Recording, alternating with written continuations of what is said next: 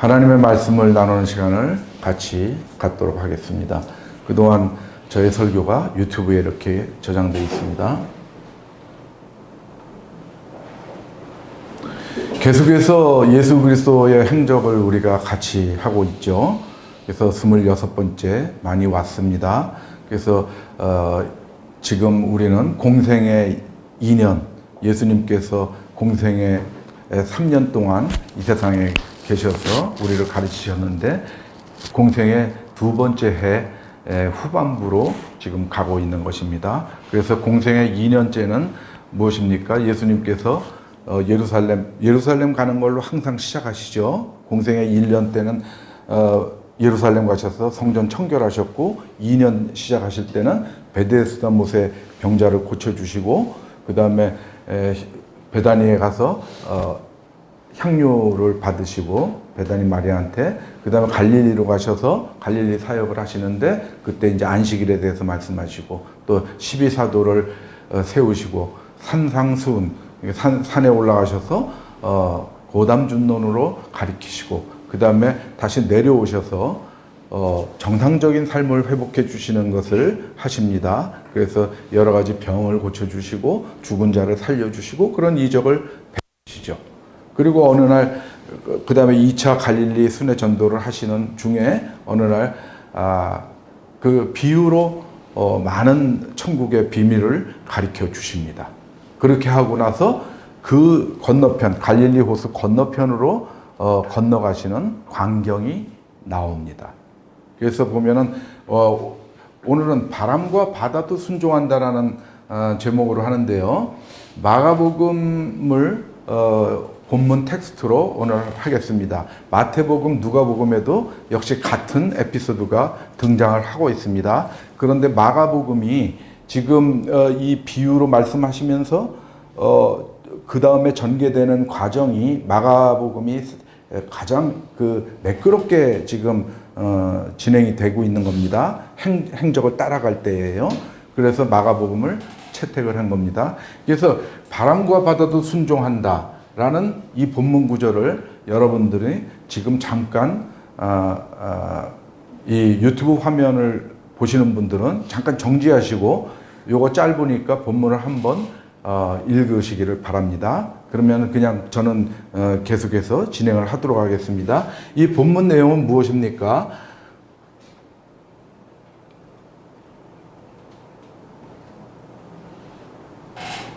여기 이제 갈릴리 바다가 이렇게 있죠. 갈릴리 바다가 있는데, 갈릴리 바다는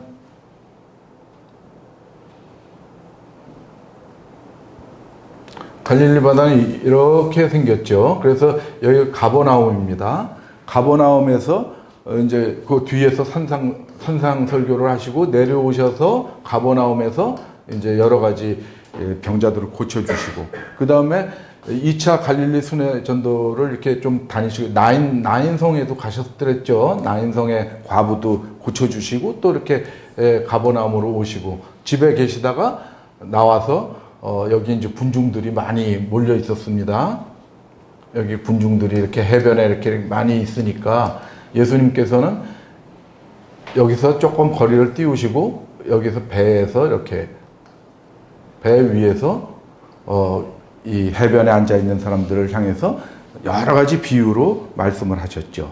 그렇게 해서 쭉 이제 지금 예수님의 공생의 2년의 행적을 우리가 보고 있는 것이죠. 그래서 여기서 예수님께서 다시 이쪽으로 건너가시는 과정에서 일어난 일입니다.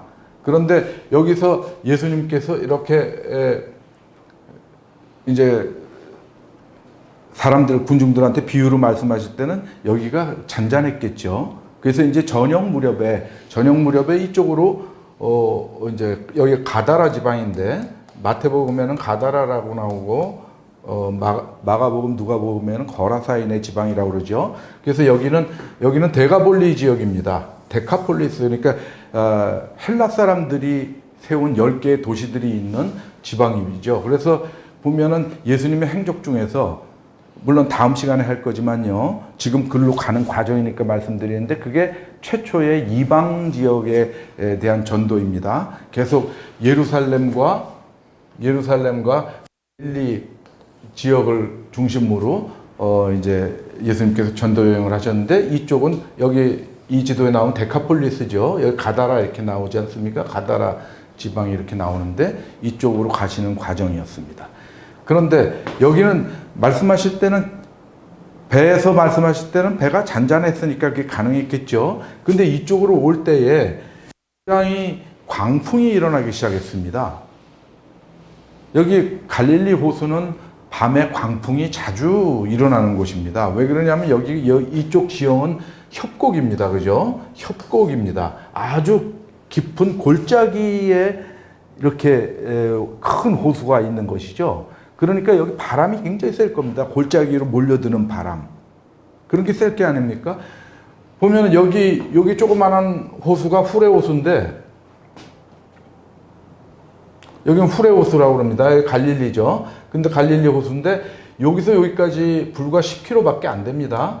거리가 10km밖에 안 되는데 고도 편차는 200m 편차가 납니다. 여기가 한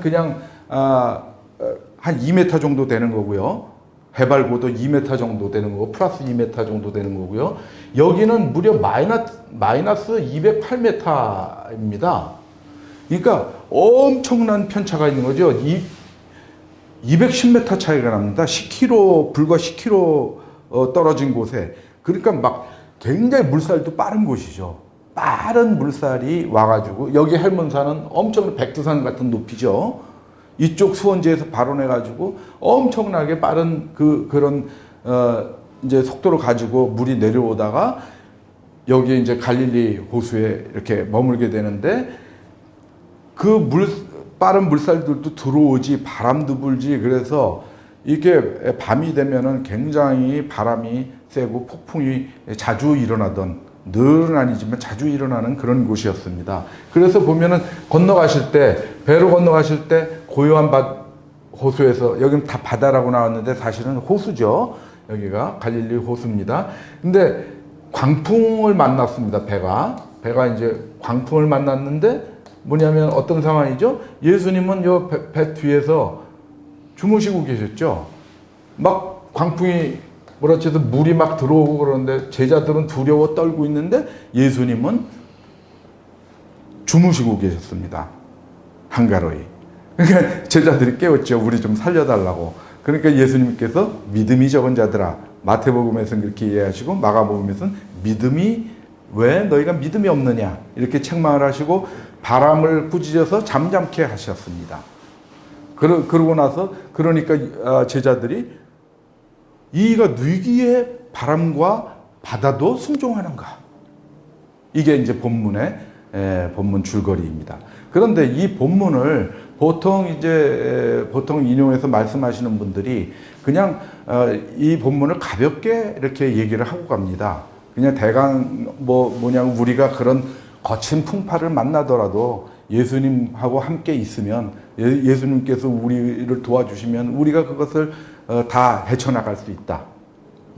그런 식으로, 그런 주제로 보통 말씀을 하시죠. 그래서 뭐 이런 예도 많이 드시고 하는데, 우리는 여기서 그렇게 길지 않는 이 텍스트 속에서 우리가 몇 가지 아주 진리를 발견할 수 있습니다. 그런 것들을 우리가 그냥 스쳐 지나가면은 안 될 것으로 합니다. 그래서 우리가 그 구절들을 세분해서 거기에서 발견할 수 있는 진리들을 보고 가겠습니다. 그래서 보면은 이 장면이 재미있습니다. 그래서 보면은 이 복음서라는 장르를 그야말로 인류 문학사에 없었던 새로운 장르를 누가 만듭니까? 마가가 만들죠. 마가 1인이 만들었는지 아니면 마가의 어떤 집단, 그런 같이 이제 협업하는 사람들이 있었는지, 아마 후자가 더 조금 상식적이겠죠. 그렇게 여하튼 대표 저자가 마가이기 때문에 마가가 최초로 복음서라는 거, 유앙겔리온이라는 장르를 만드는 것이죠. 그런데 그 마가는 상당히 리드미컬하고 드라마틱했습니다. 전개가 굉장히 빠르게, 어느 때는 굉장히 우기기도 했습니다. 왜 그러냐면은 이 복음서를 그 당시에는 인쇄 출판 이런 게 발달하지 않았기 때문에 보통 책을 많이 지금처럼 이렇게 편찬할 수 있었던 게 아니고요. 이렇게 복음서, 귀한 복음서를 갖다가 양피지 같은 데다가 아주 어렵게 정성스럽게 쓰면은 그것들을 이제 복사를 해가지고 이렇게 계속 그런 식으로 만들어가지고 많이는 못하고 그거를 이제 가령 마가복음이 어디서 쓰여졌다 그러면 예루살렘 교회에 가지고 가고 또 그걸 또 다른 데 가지고 와서 낭송을 많이 했었습니다. 쭉 읽어줬습니다. 그래서 보면은 이제 마가복음 같은데 이제 가끔 이렇게 가로쳐 놓고 나오는 것들이 있죠. 그거는 일종의 우리 이제 창 같은 거 듣다 보면은 추임새 같은 것들이 있죠. 약간 그런 효과도 가지고 있는 게 있습니다. 그런데 보면은 여기서 제가 주목하는 것은 그런 어떤 문장상의 리듬, 운율 이걸 얘기하는 게 아니고 복음서 저자들은 뭐냐면은 전체 내용적인 면에서도 드라마틱한 어떤 그 리듬감을 우리한테 주고 있는 것입니다. 장면의 전환 뭐 이런 것들을 통해서요. 그래서 극적이다, 드라마틱하다는 거죠. 그래서 긴장 관계를 상당히 잘 이용하고 있습니다. 그 긴장 관계의 대상 주제는 뭐냐면 그리스도와 민중을 대비시킵니다. 그리스도적인 예수 또 사람의 아들적인 예수를 대비시키기도 합니다. 여하튼 그리스도와 민중 사이에 긴장 관계가 형성됩니다. 대비시킴으로. 그리고 그리스도로서의 말씀과 그 말씀을 민중 속에서 실현하는 그런 일들을 이렇게 반복시킵니다. 연속해서 나오면서 거기에서 우리가 리듬감을 느낍니다. 내용적으로. 그런 기법들을 사용하고 있습니다. 마태는 물론 마가복음 이후에 나온 것이죠. 마가복음이 원전입니다. 물론 마가복음은 큐자료하고 이게 도마복음을 많이 참고했을 걸로 우리는 보고 있죠. 그러고 나서 복음을 이렇게 가는데 여하튼 보면은 마태복음에서 우리가 지난 시간까지 했던 장면들을 떠올려 봅시다. 예수께서 산으로 올라가셨죠. 산으로 올라가셔서 마태복음 5, 6, 7장은 뭡니까? 산에 올라가셔서 하신 설교죠. 그렇죠. 여기서는 8가지 복 있는 자, 여기서는 주기도문, 여기는 거짓 선지자. 이것이 굉장히 메인 테마였죠. 그죠? 그래서 산에서 올라가셔서 고담준론을 펼치십니다. 그리스도로서 말씀을 하시는 겁니다. 왜? 천국 담론을 얘기합니다. 천국은 누구의 것이냐? 심령이 가난한 자의 것이다. 온유한 자의 것이다. 긍휼히 여기는 자의 것이다. 그런 식의 쭉 천국에 대한 아주 고담 준론을 얘기하십니다. 그것은 우리에게 이성적인 어떤 해석을 필요로 합니다. 그래서 우리가 이성적으로 받아들이는 겁니다. 그런 고담 준론은 예수님께서 말씀하실 때 그냥 감각적으로 느낄 수는 없습니다. 잘 곱씹어 봐야 되는 말씀입니다. 그래서 이게 긴장감이 우리로 하여금 긴장을 고조시킵니다. 그죠? 그러다가 그 말씀을 다 마치시고 산에서 마을로 내려오십니다. 그러면서 긴장이 쭉 우리의 뇌에 끼쳐져 있던 긴장이 풀어집니다. 그러면서 산에서 마을로 그리스도께서 민중과 같이 섞이는 삶. 그러면서 여기에서 말씀하신 천국에 대한 고담준론을 여기에서 실현시키는 겁니다. 하나님 나라, 이미 와 있는 하나님 나라는 이런 것이다. 이미 와 있는 하나님 나라 속에서는 나병이 있을 수 없고 또 중풍병자가 있을 수 없고 어떤 아들을 이름으로 해서 상실되는 그런 사회적 불평등 이런 것들이 있을 수 없다. 정상화시켜야 된다. 내가 정상화시킬 것이다. 실현합니다. 그래서 이것은 뭐냐면 이것은 대비되는 게 말씀과 그 말씀을 실현하는 것에 대비면서 반복됩니다. 이런 것들이. 그래서 실현은 뭡니까? 우리가 실현은 어떤 일화들로 에피소드로 성경에 나오고 있죠. 그래서 여기서 마태복음에서는 그 긴장이 어떻게 전환되느냐, 이완되는 방식으로 전환되는데, 오늘 우리가 같이 나눌 말씀 속에 마가복음에서는 어떻게 됩니까? 오히려 긴장이 고조됩니다. 이런 방식, 고조됐다, 이완됐다 이러는 것이죠. 고조시키고 있습니다. 왜 그러냐면 잔잔한 바다로, 아까 말씀드렸죠. 잔잔한 바다에서 비유 담론을 펼치십니다. 비유로 가르치십니다. 그 잔잔한 바다는 민중을 상대로 하신 거고, 그 다음에 비유 담론은 민중의 언어입니다. 비유로 가르치시다 해서 그 편에서 제가 잘 말씀드렸죠. 비유라는 것은 민중의 언어다. 직관적으로 알아들을 수 있는 언어다. 비유는 그 시대의 삶, 그 시대의 문화 이런 걸 반영하고 있기 때문에 그냥 들으면 직관적으로 안다. 아니 땐 굴뚝에 연기나랴. 닭 쫓던 게 지붕 쳐다본다. 그거는 깊은 사유를 요구하지 않는다. 그런데 그 민중이 주제가 됐던 이 초반부에서 광풍, 잔잔한 바다가 광풍으로 변하고, 그 비유 담론을 펼치던 그리스도께서 로고스, 창조주의 말씀을 하십니다. 그렇게 긴장이 극적으로 고조되고 있습니다. 이런 그 복음서 저자들의 아주 놀라운 편집 기법, 그런 것들을 우리가 볼 수 있다라는 것입니다. 그래서 보면은 마가복음 4장 1절에 어떻게 나옵니까?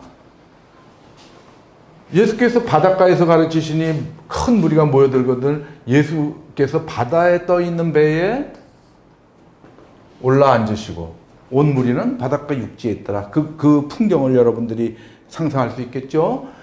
그 다음에 쭉 뭡니까? 이 사이는 뭡니까? 4장 35절에 37절이 나오는데 34절까지는 뭡니까? 계속 비유로 가르치시는 거죠. 씨 뿌리는 비유, 뭐 여러 가지 말씀드렸죠. 가라지의 비유, 자라나는 씨 비유, 뭐 천국에 관한 비유들이죠. 그런 것들은 이제 여러분께서 비유에 대해서 한번 찾아보시면 되고요. 그 다음에 우리가 저편으로 건너가자 하십니다. 예수님께서. 저편은 어디입니까? 아까 말씀드렸죠. 가다라, 거라사인의 지방. 그 예수를 배에 계신 그들을 모시고 가며 다른 배들도 함께 하더니 큰 광풍이 일어난다. 이제 장면의 전환입니다. 잔잔한 바다에서 긴장이 고조되고 있습니다. 그런데 우리가 평안에 대해서 알아봐야 됩니다. 이 평안을 왜 알아봐야 됩니까? 예수님은 그 광풍이 일어난 뱃속에서도 평안히 잠들고 계셨죠.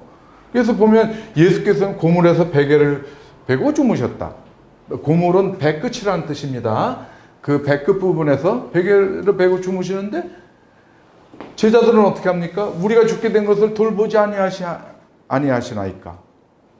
막 제자들은 난리가 난 겁니다. 그래서 이것은 그리스도와 민중의 대비입니다. 그 긴장 관계가 여기서 묘사되고 있는 겁니다. 전혀 다른 장면을 보여주고 있습니다. 예수님은 주무시고 계시고 이쪽에 있는 제자들은 난리 났습니다. 그리스도는 평안하신데 민중들은 두려움에 떨고 있습니다. 그것을 극적으로 대비시키고 있습니다. 그래서 보면은 뭡니까? 예수 그리스도는 평안하신데 예수 그리스도의 평안은 뭡니까? 성령 안에 있는 평안입니다. 그래서 우리에게 예수님께서 요한복음 14장 16절에 이제 돌아가시기 거의 직전입니다. 또 다른 보혜사를 너희에게 주사 너희와 함께 영원토록 너희와 함께 있게 한다. 이겁니다. 보혜사는 뭡니까? 보혜사라는 건 파라클레토스. 비유 얘기할 때 파라라는 저기를 썼었죠. 이 파라하고 파라볼레 이렇게 해가지고 비유라고 그랬죠. 나란히 곁에 뭐 이런 뜻이라고 그랬죠. 함께 있다라는 겁니다. 함께 던진다. 그거는 비유죠. 두 가지 뜻을 함께 던지는 게 비유였고 여기서는 파라클레토스. 클레토스는 부른다라는 겁니다. 가까이 곁에서 불러주시는 분. 그래서 이것을 보혜사. 뭐냐면은 옹호자 이겁니다. 변호인. 우리 곁에서 위로해 주시고 우리를 위해서 말할 수 없는 탄식으로 하나님께 간구해 주시는 분. 그분이 성령입니다. 성령을 보내겠다는. 왜 또 다른이라고 그랬을까요? 예수 그리스도가 계실 때는 예수 그리스도가 보혜사였습니다. 근데 예수 그리스도가 이제 부활하시고 하늘로 가시면 또 다른 보혜사를 주겠다. 그것이 곧 성령이죠. 여기 나오죠. 보혜사, 아버지께서 내 이름으로 보내실 성령. 그죠? 성령은 일반 명사죠. 성령이라는 거는 거룩한 영, 홀리 스피릿 영어로 그렇게 얘기하죠. 하기오스, 푸뉴마 이렇게 얘기합니다. 헬라어로는. 근데 이 보혜사라고 파라클레토스 이거는 조금 고유명사에 가까운 겁니다. 보통 명사가 아니고. 그래서 이제 그가 너희에게 모든 것을 가리킨다. 내가 너희에게 말한 모든 것을 생각나게 한다. 이럽니다. 그러고 나서 평안을 너희에게 끼치노니 곧 나의 평안을 너희에게 주겠다. 이겁니다. 그러면 이 문장이 연결되고 있는데 나의 평안은 곧 어디로부터 오는 평안입니까? 그것을 사도 바울은 로마서에서 이렇게 얘기하고 있습니다. 하나님 나라는 먹는 것과 마시는 것이 아니요 세상 사는 게 아니요 하나님 나라는 세상의 나라가 아니요 이거죠. 오직 성령 안에 있는 의와 평강과 희락이다. 평강은 성령 안에 있는 것이다. 그래서 그 평강은 곧 하나님의 평강인데 이것은 모든 지각에 뛰어난 모든 우리의 이해를 넘어서는 초월한 우리의 이해로는 해석이 안 되는 하나님의 평강이 그리스도 예수 안에서 너희 마음과 생각을 지키시리라. 하나님의 평강이 예수 안에서 우리의 마음과 평강을 지키실 때 우리는 평안한 겁니다. 어떤 외부 환경이 그 광풍이라는 것은 무엇을 얘기합니까? 우리에게 오는 외부 환경들입니다. 우리에게 오는 고통입니다. 고난입니다. 우리에게 오는 굶주림, 질병, 재난, 전쟁 이런 것들입니다. 그 모든 것으로부터 우리가 전전긍긍하고 두려워하고 괴로워할 때 그리스도 예수 안에서 우리의 어떤 이해를 초월한 하나님의 평강이 우리를 지켜주신다는 겁니다. 우리의 마음과 생각을 지켜주신다는 겁니다. 그런데 예수님은 어디에 있습니까? 예수님은 여기에 오셔서 육신의 몸을 입고 왔을 때에도 성령 안에 있는 것입니다. 왜 그러냐면 예수 그리스도가 하나님이기 때문에 그렇습니다.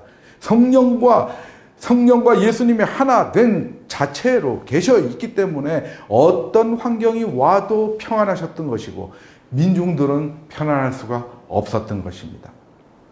예수님과 함께 있지만 옆에 있긴 하지만 그들이 예수 그리스도 안에 들어가 있는 상태가 아니었기 때문에 그렇습니다. 우리는 예수 그리스도 안에 들어가야 평안해지는 겁니다. 예수 그리스도 안에 들어간다는 건 뭐죠? 다시 한번 말씀드리지만 서로 사랑하는 그런 삶을 살고 있는 상태죠. 그게 예수 그리스도 안에 있는 것입니다. 그들은 아직 성령을 받지 못해서 참다운 사랑을 서로 나누고 있지 못한 상태입니다. 계속해서 그들은 제자들끼리도 서로 질시하고 질투하고 그렇게 하는 삶을 살았습니다. 배신도 하고. 나중에 이제 일이죠. 나중에 성령님이 오신 다음에 그분들이 사도로서의 역할을 감당하는 건 나중의 일이라는 얘기죠. 그런데 이제 제자들은 어떻게 됐습니까? 제자들은 선생님이 우리가 죽게 된 것을 돌보지 아니하시나이까 전전긍긍하고 있는 거죠. 그 예를 또 한번 보겠습니다. 이것은 뭡니까? 마태복음 14장에 나오는 얘기는 뭡니까? 이거는 공생의 3년째입니다. 세 번째 공생회 때 오순절에는 예루살렘으로 가지 아니하시고 오병이의 기적을 그 베다니 벳세다 뒷산에서 오병이의 기적을 일으키시고 그 다음에 바로 그 후에 먼저 제자들을 보내시고 그 갈릴리 호수를 뒤늦게 예수님께서 밤에 쫓아가시죠. 그때 이제 예수님께서 그 바다로 걸어오시는 걸 보시고 베드로가 뛰어내리죠. 나도 예수님처럼 이렇게 한번 걸어보겠다고. 그러면서 베드로가 그럽니다. 배에서 내려 물 위로 걸어서 예수께로 가되 예수를 보고 갈 때는 빠지지 않았습니다. 베드로가. 그러나 바람을 보고 무서워 빠져가는지라 완벽하게 성령의 사람이 되지 않고 그리스도 예수 안에 있지 않은 이 상태에서 베드로는 또 빠졌습니다. 물에. 공생의 2년 후반기에 그 광풍이 불어서 배에서 안절부절 못하던 베드로 한번 용기를 내서 뛰어내렸는데, 공생의 이제 첫 부분이죠. 그때는 공생의 3년 첫 부분이죠. 그때 이제 예수님한테 용기를 내서 갔습니다. 믿음이 좀 그래도 많이 좋아져서. 그런데 역시 바람을 보고 무서워 빠져. 외부 환경에 아직도 외부 환경에 취약한 겁니다. 흔들리는 겁니다. 아직도 굳센 믿음을 갖고 있지 못합니다. 그래서 보면은 뭡니까? 이것은 이제 초막절, 뭐냐면 마지막 공생의 3년 초막절 10월쯤이죠. 10월경입니다. 10월 초순경입니다. 이번에 10월 7일 날 하마스가 이스라엘을 침공했죠. 10월 7일입니다. 그때 뭐라고 그랬죠? 초막절 끝날 안식일에 들어온 거죠. 하마스가. 안식일에는 거의 이게 무장 해제 상태로 이제 경비가 소홀한 그런 상태니까 그 틈을 타서 하마스가 이스라엘을 쳤던 거죠. 그래서 10월 7일 이때 이제 초막절 때인데, 여기서 뭐라 그럽니까? 여기서 이제 그 성령에 대해서 말씀을 하시죠. 나를 믿는 자는 그 배에서 생수의 강이 흘러나오리라. 이렇게 말씀하셨습니다. 그거는 그들이 받을 성령을 가리켜 말씀하신 것이라. 그래서 제가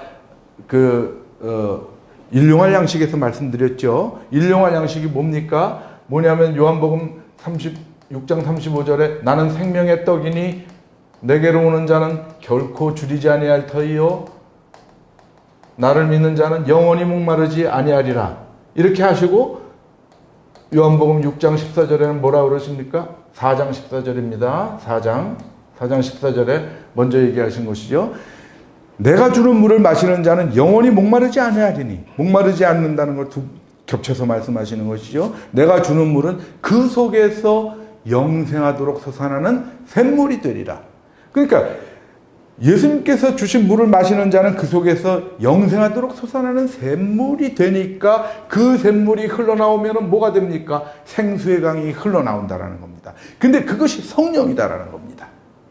그러므로 우리가 생명의 떡과 영생의 샘물을 일용할 양식으로 먹어야 되는데, 이것은 무엇입니까? 이것은 즉 하나님의 말씀과 성령이라는 겁니다. 우리가 항상 이것을 주시옵소서 하고 기도해야 되는 겁니다. 오늘 우리에게 일용할 양식을 주시옵소서라는 것은 우리에게 하나님의 말씀과 성령을 주시옵소서. 그래서 우리가 그 말씀을 성령의 힘으로 행사할 수 있게 하여 주시옵소서라는 기도인 것입니다. 그래서 보면은 이 떡은 왜 말씀이냐?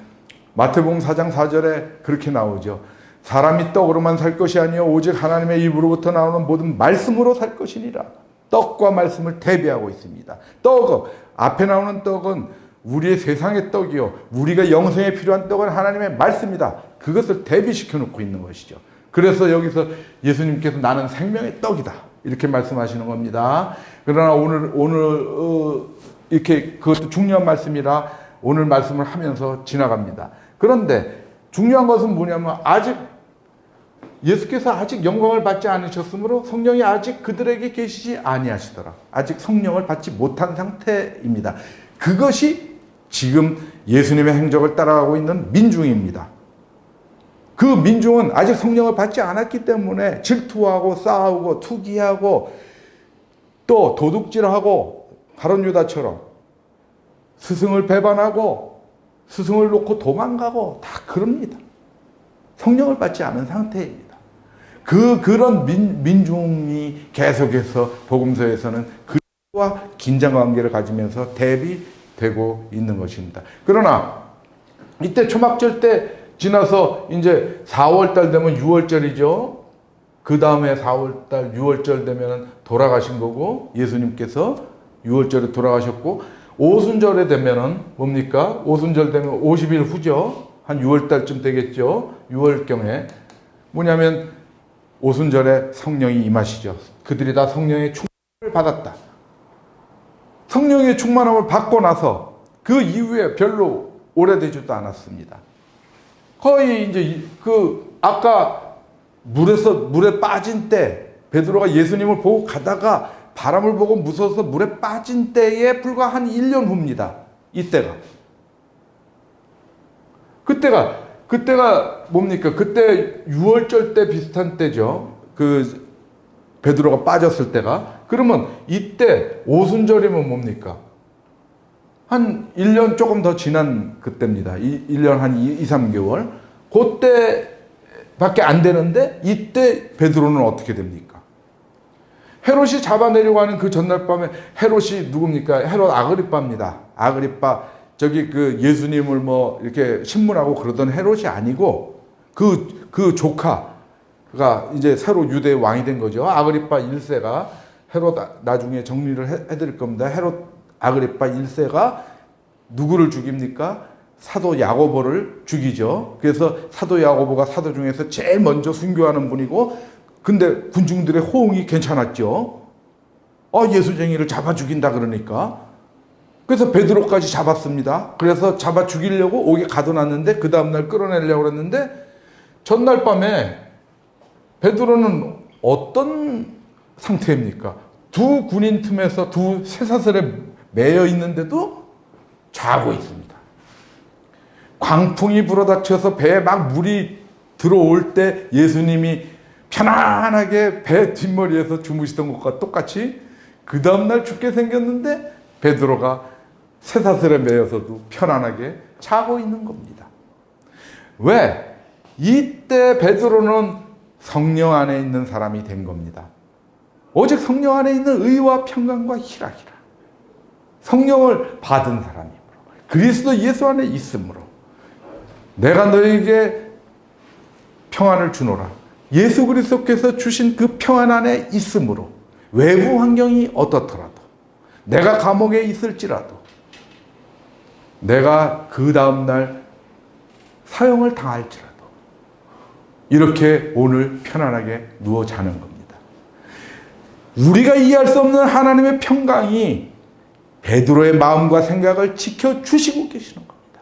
그래서 베드로의 마음에 두려움이 없는 겁니다. 그것이 참 평안인 겁니다. 그래서 민중도 성령을 받게 되면, 예수 그리스도 안에 있게 되면 예수님께서 누리신 그 평안, 그 참 평안을 같이 누릴 수 있게 된다는 것입니다. 그것이 우리가 이 바람과 바다가 순종한다는 그 에피소드 속에서 느낄 수 있는 겁니다. 깨달을 수 있는 말씀입니다.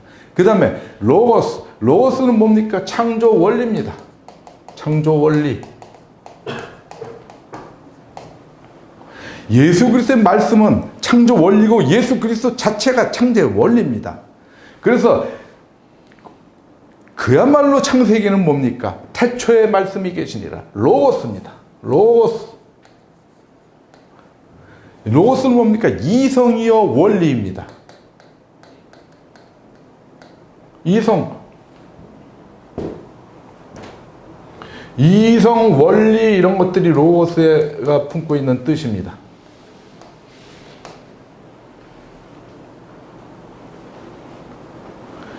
근데 이 태초에 이게 계셨는데 이 말씀은 곧 하나님이신 거죠. 그런데 3절에 뭐라고 그럽니까? 만물이 그로 말미암아, 그를 통해서입니다. 헬라어로 디아, 이거 영어로 쓰루입니다. 그를 통해서입니다. 만물이 그로 말미암아 지은 바 되었다. 지은 것이 하나도 그가 없인 된 것이 없다. 뭐냐? 원리대로, 이성적 원리대로 만물이 창조됐다라는 겁니다. 그러므로 창조 원리이십니다. 그래서 보면은 그 창조 원리이신, 창조주이신 예수님께서 하시는 말씀, 로고스, 창조주로서의 명령입니다. 창조주가 이렇게 명령하십니다. 잠잠하라, 고요하라 합니다. 그 광풍더러. 그랬더니 그 광풍이 어떻게 됩니까? 바람이 그치고 아주 잔잔하여 지더라. 광풍이 부는 그 호수, 그 바다는 카오스, 혼돈 상태입니다. 그런데 창조 원리로서의 로고스, 그리스도의 말씀이 명하니까 질서가 회복됐습니다. 카오스 상태에서 코스모스 상태. 코스모스는 영어로 우주라는 뜻이죠. 질서가 잡혀있는, 성경에서는 이걸 세상이라고 번역하고 있습니다. 헬라어 코스모스를. 영어 코스모스하고 똑같습니다. 헬라어 코스모스하고. 그래서 보면은 이것이 무엇입니까? 이 창조할 때 어떻게 됩니까? 그러면 이건 신약의 창세기고 구약의 창세기에 어떻게 나옵니까? 창세기 1장 1절에 어떻게 나옵니까? 태초에 하나님이 천지를 창조하시니라. 똑같죠? 태초에 말씀이 계셨는데 그분이 하나님이셨고 만물이 그로 말미암아 지은 바 됐다. 태초에 하나님이 천지를 창조하신 겁니다. 무엇으로? 말씀으로. 말씀이라는 그 원리로 창조를 하신 겁니다. 2절에 땅이 혼돈하고 공허하며, 혼돈 상태였습니다. 흑암이 깊음 위에 있고 하나님의 영은 수면에 운행하시니라. 3절에 뭐라 그럽니까? 하나님이 이르시되 빛이 있으라. 하나님이 명령하십니다. 여기서는 바람 보고 잠잠하라, 고요하라. 창조주가 그렇게 명령하십니다. 창세기 1장 3절에서는 빛이 있으라 합니다. 그것이 창조 원리로서의, 창조 동력으로서의 말씀입니다. 그래서 창세기 1장 1절부터 3절은 뭡니까? 하나님께서 천지를 창조하시되 이 창조 동력인 성령을 통해서, 창조 원리인 예수 그리스도의 창조 원리를 통해서 창조하십니다. 세상을. 그것을 우리는 다 이해하지 못합니다. 그래서 어떤 사람들은 이것을 미신적이다, 마술적이다 이렇게 얘기했지만, 우리는 N차원 하늘을 창조하신 하나님의 창조 섭리를 알지 못합니다. 예수 그리스도는 그 주인이십니다. 창조 원리이십니다. 그는 말씀으로 모든 것을 창조하신 분이고 명령하시는 겁니다. 카오스에서 질서를 회복하라.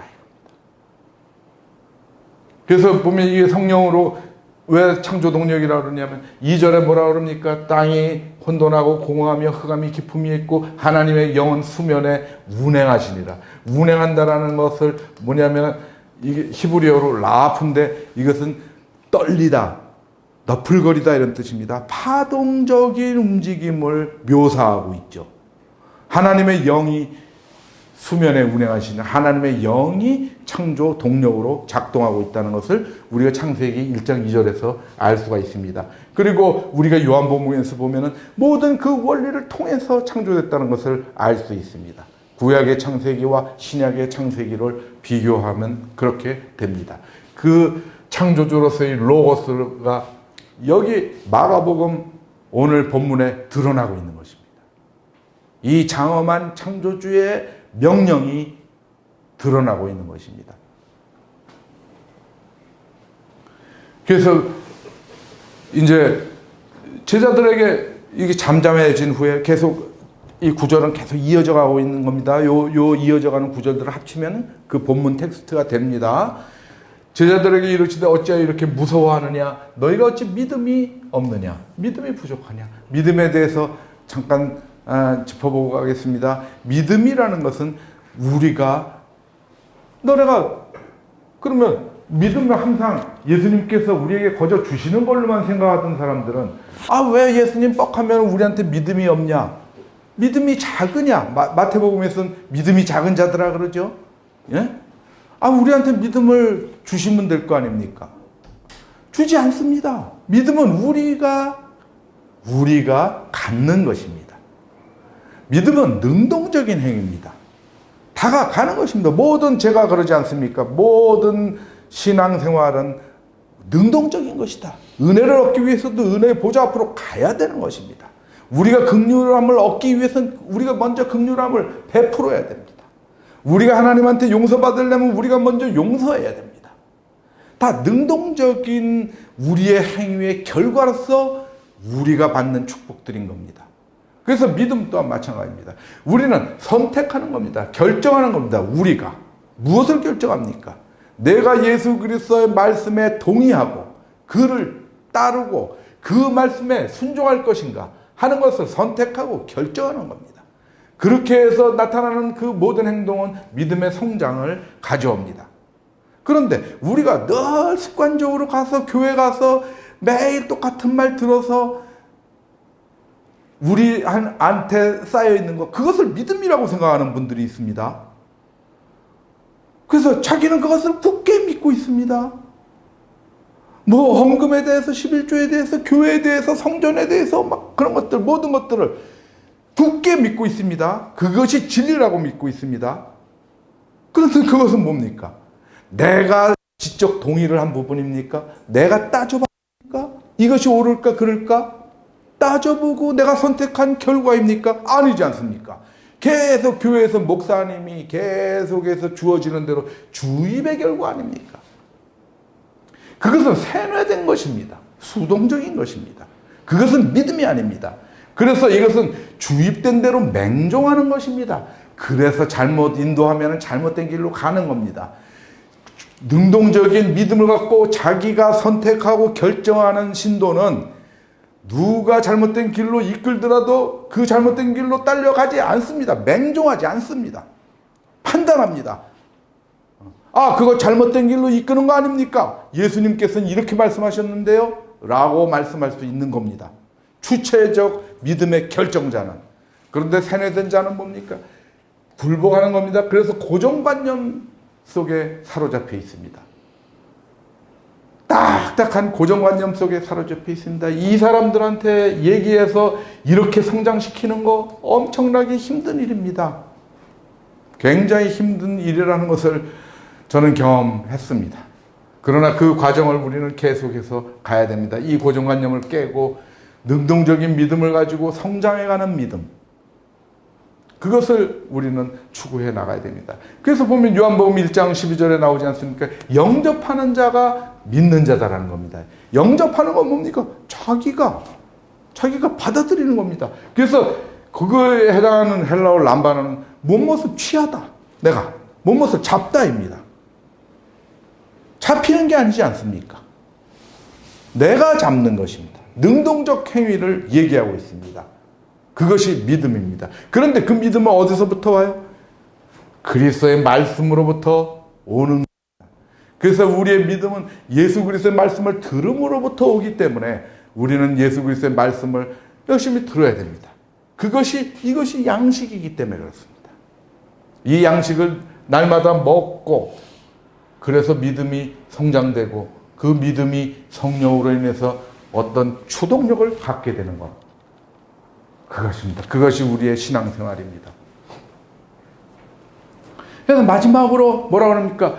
제자들이 바람과 바다가 잔잔해지니까 그가 누구이기에 바람과 바다도 순종하는가? 이거는 뭐 기가 막힐 일이죠. 자연기적 아닙니까? 예수님께서 여러 가지 이적을 베푸셨습니다. 뭐냐면 귀신을 쫓아냈습니다. 마가복음에서 제일 먼저 하신 일이 귀신 들린 자에서 귀신을 쫓아내는 거죠. 그 다음에 뭡니까? 병을 고쳐 주셨습니다. 그 다음에 자연 기적을 일으키셨습니다. 이것이 크기로 보면 어떻게 됩니까?